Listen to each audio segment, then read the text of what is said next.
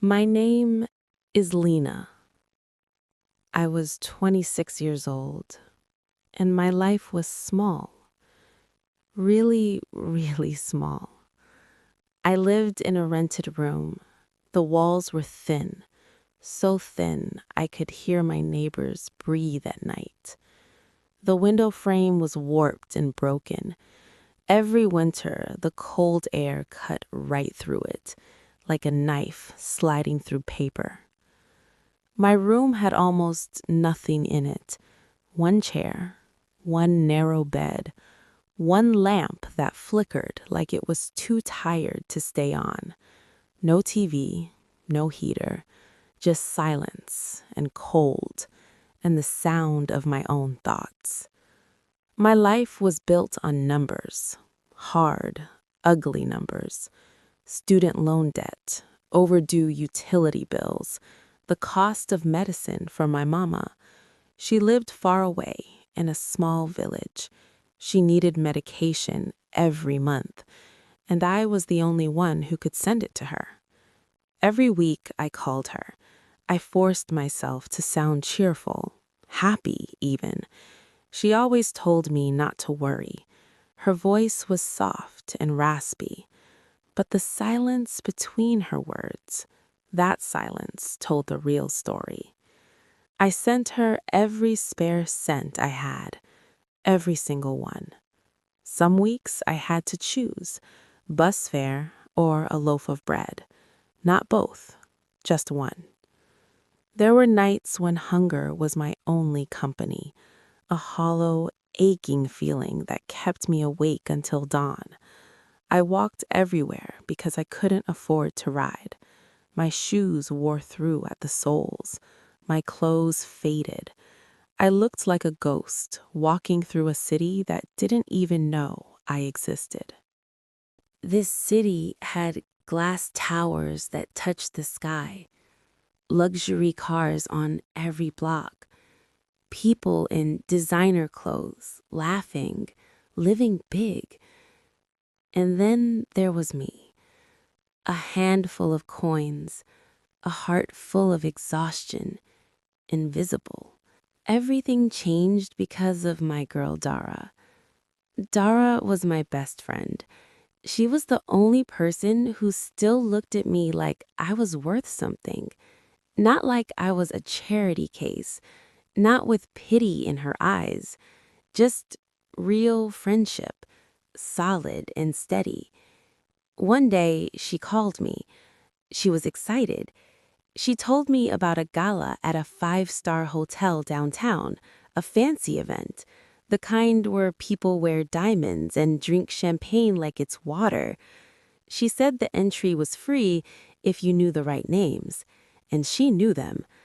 I said no immediately. I told her I had nothing to wear, just one old black dress, thin as paper, cheap lipstick, worn-out shoes. I told her I didn't belong in a place like that. But Dara didn't quit. She never did.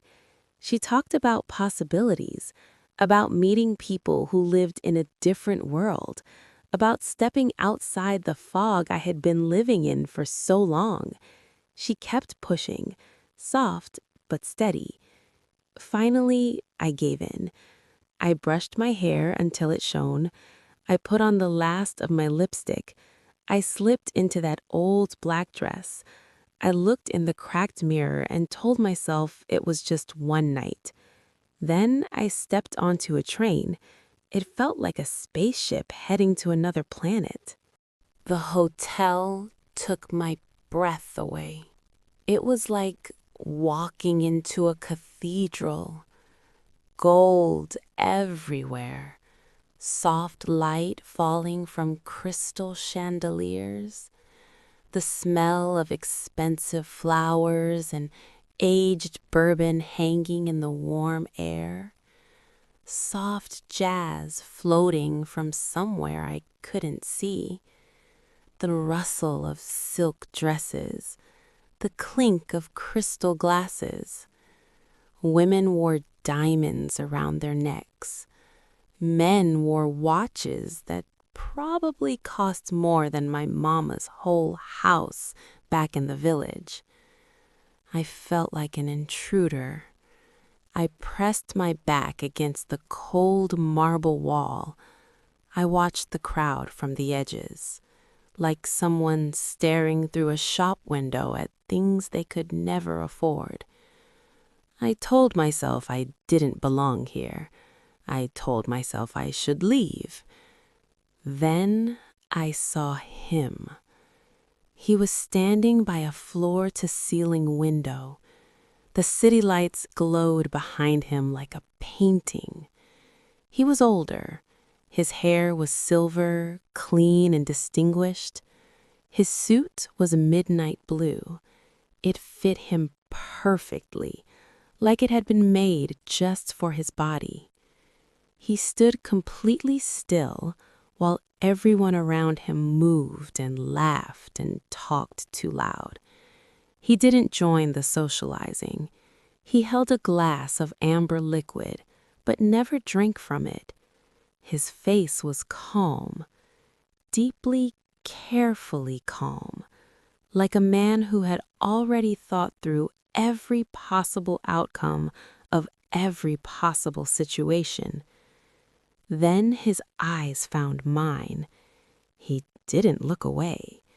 Most people, when you accidentally make eye contact with them, they look away fast.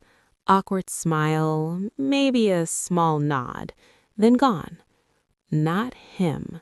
He stared, steady, intense, like he was reading something written on my face that I didn't even know was there. My face went hot. I looked down at my scuffed shoes. When I looked back up, he was walking toward me. Slow steps, deliberate, commanding, like the whole room belonged to him and he knew it.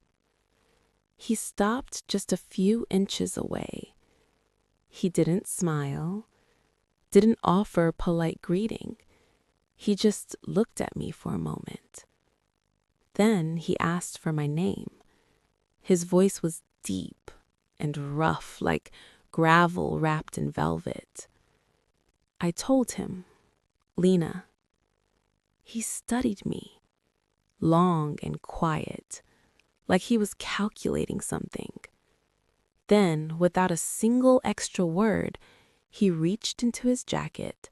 He pulled out a card, cream-colored, heavy, with gold lettering pressed into it. Dex Morrow. He held it out to me. Call me tomorrow, he said. Not a suggestion, a command. And then he turned and disappeared into the crowd, just like that. That night, I sat in my cold room. I held that card in both hands. It felt heavy, not because of its weight, because of what it might mean. I stared at it for a long time. I thought about the hunger, the debt, my mama's raspy voice on the phone, the holes in my shoes, the flickering lamp above my head. In the morning, my hands were shaking. I dialed the number. A voice answered immediately, calm and professional. It told me a car was already on its way. I almost hung up, but I didn't.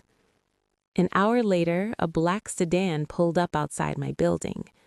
The interior was leather and silence, clean and quiet in a way my life had never been. As we drove through the city, I looked out the window.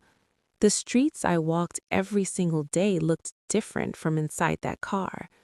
Smaller, less scary. The car took me to a glass tower overlooking the river. A silent assistant led me through long hallways to a room where Dex sat waiting. He got straight to the point. No small talk, no pleasantries. He told me he had observed my situation. He said he could offer a solution. He offered me security, a real home, fine clothes, the best medical care for my mama, an end to every financial burden that had been crushing me for years.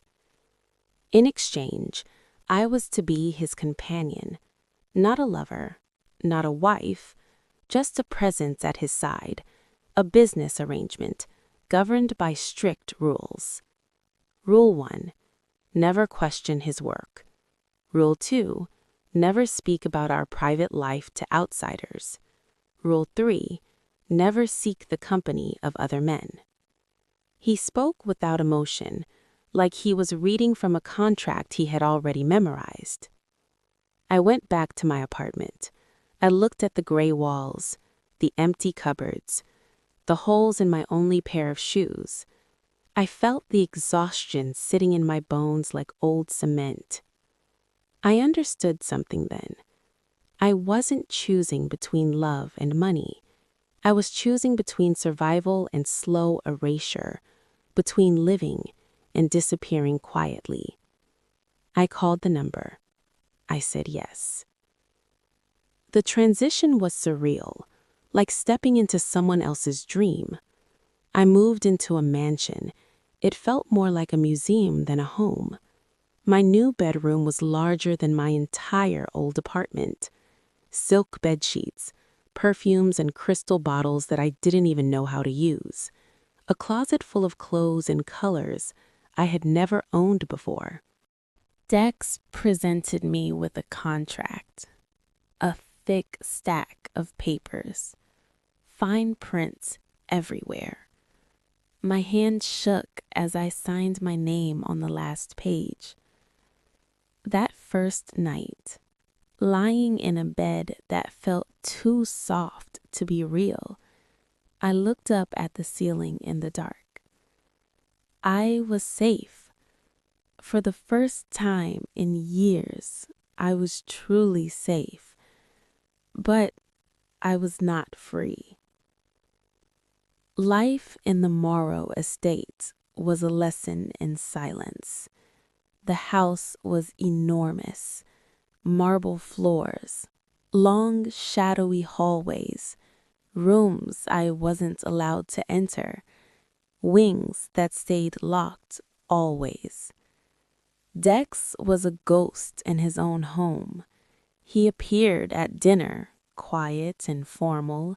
Then he disappeared into his locked study and didn't come out.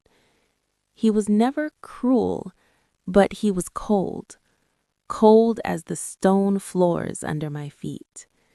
He spoke in short, direct commands. His eyes were always searching for something, something I couldn't name. I spent my days in the garden or the library. I tried to find peace in the beauty around me, but there was a hollowness in my chest that wouldn't leave. I had everything I had ever prayed for, and I felt like a phantom. Rosa, the housekeeper, was my only regular company. She was a quiet woman, kind but careful. She kept her eyes down whenever I tried to start a real conversation. I wondered what she saw when she looked at me, a lucky girl or a tragic one. One afternoon, the wind caught the door to Dex's study. It swung open just slightly, just a few inches.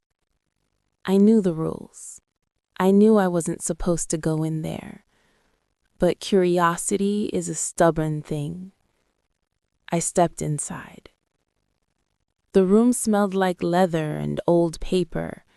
There was a large desk by the window, and on that desk there was a photograph. A woman. Dark, flowing hair, a smile so wide and warm it reached her eyes. She wore a vibrant red dress. She looked alive, fully, completely alive, like joy was something she wore naturally. I felt something sharp and sudden in my chest. Not jealousy for Dex, but jealousy for her joy, for whatever it was that made her smile like that. That night at dinner, I asked him about her. The temperature in the room dropped instantly. Dex said nothing. He simply stood up from the table and walked away. For 2 days, the house was filled with a silence so heavy it pressed against my skin, like something was about to break. I asked Rosa about the woman in the photo. She looked at me with something I had not seen before. Genuine fear. Not discomfort, fear. She told me quietly, some things were better left in the dark. That was the moment everything shifted inside me. The safety Dex had offered me, I suddenly understood that it was built on something hidden, something buried deep. I started watching him more closely. I noticed the late-night visitors, men in dark suits, arriving without announcement, leaving without a word. I heard hushed conversations in languages I didn't understand. I watched Dex's face when he thought no one was looking. The mask slipped sometimes, just a little, just enough. Something was very wrong. Then came the proposal that changed everything. Dex came to me one evening. His tone was more serious than usual. He had legal documents in his hand. He set them on the table in front of me. He explained calmly, for his business to operate smoothly, he needed the appearance of stability, a settled, respectable life. He needed a wife on paper. He assured me nothing would change between us, no intimacy, no emotional expectations, just a signature, just a name on a document that would make me Mrs. Morrow. He said it was a formality, a way to protect the life he had already given me. I thought about my mama, her new home, her recovering health, her voice on the phone, stronger now, warmer now. I agreed. The wedding was cold and clinical. We stood in a sterile government office. We signed the registry. A woman behind the desk stamped a document. We walked out into the gray afternoon as husband and wife. No flowers, no music, no celebration. Just the cold, unfamiliar weight of a diamond ring on my finger. I felt like a piece of equipment being set up for a specific task. To the outside world, we were a powerful man and his beautiful young bride. To us, we were two people locked together by a contract. The illusion shattered on a Tuesday afternoon. I decided to visit Dex's office. I wanted to bring him lunch, a small gesture, a tiny bridge across the cold distance between us. I stepped into the lobby of his building, marble floors, high ceilings, quiet professionalism everywhere. And then a woman's voice tore through it all. She was screaming. Her pain and rage bounced off the glass walls like something physical. Her name was Cassie. She was shaking, her face wet with tears and fury. She said Dex had promised her everything: marriage, a future together, a real life. And then, when she stopped being useful to him, he threw her away like she was nothing. Then she saw me. Her eyes locked onto mine. They held two things at once: pity and hatred. She called me a replacement. She said I was a tool in a game I didn't even understand was being played. I walked out of that building fast, heart hammering, legs barely holding me up. That night, while Dex was occupied, I found his phone left on the dining table. I picked it up. I shouldn't have, but I did. The messages I found confirmed everything my gut had been telling me for months. I wasn't the first. I wasn't the only one. There were other women, kept in various arrangements, different cities, different situations, same pattern, same cold, calculated game. I looked at my wedding ring. A wave of nausea moved through me. I wasn't a companion. I wasn't even a wife. I was a front. I made a decision that night. I could not stay passive in my own life, not anymore. Using the monthly allowance Dex gave me, I hired a private investigator. His name was Mr. Carver. It was a dangerous move, I knew that. But the silence of that mansion had become unbearable, and I needed the truth more than I needed safety. 2 weeks later, I met Mr. Carver in a busy cafe downtown. He slid a folder across the table toward me. I opened it, and the world got very quiet around me. Dex Morrow didn't just run a business. He ran a web of deception. Shell companies moving dirty money, women used as legal shields, transactions carefully designed to hide who was really responsible. Then Mr. Carver pointed to one specific document. In his rush to close a recent deal, Dex had transferred ownership of a major holding company into my name, a multi-million-dollar entity sitting in my name. On paper, I was the sole owner. He had likely planned to move it back once the heat from an ongoing financial investigation died down, once the coast was clear. But for now, the law recognized me as the owner. Me, Lena, the girl from the cold, thin-walled room, the girl who once chose between bus fare and bread. I sat in that noisy cafe, the city buzzing all around me, and I felt something I hadn't felt in a very long time. Cold, hard clarity. Dex had spent his entire life controlling people through their needs, through their fears, through their desperation. He saw my poverty and thought it made me weak. He saw my gratitude and thought it made me blind. But he was wrong. A woman who has survived on almost nothing. A woman who has walked through hunger and cold and shame and kept moving anyway.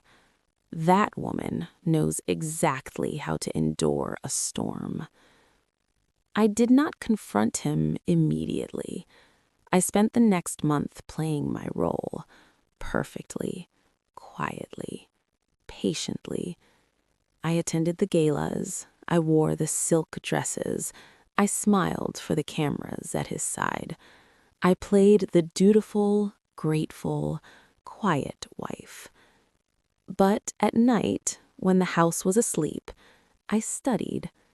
I learned the language of finance, business law, corporate structure. I studied the company that now carried my name.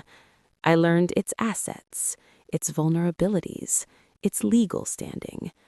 I worked with Mr. Carver to document every illegal transfer Dex had made using my identity.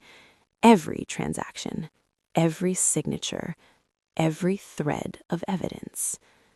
I was not a ghost anymore. I was a hunter. The end came on our first wedding anniversary. Dex arranged a private dinner, a rare moment of warmth from him.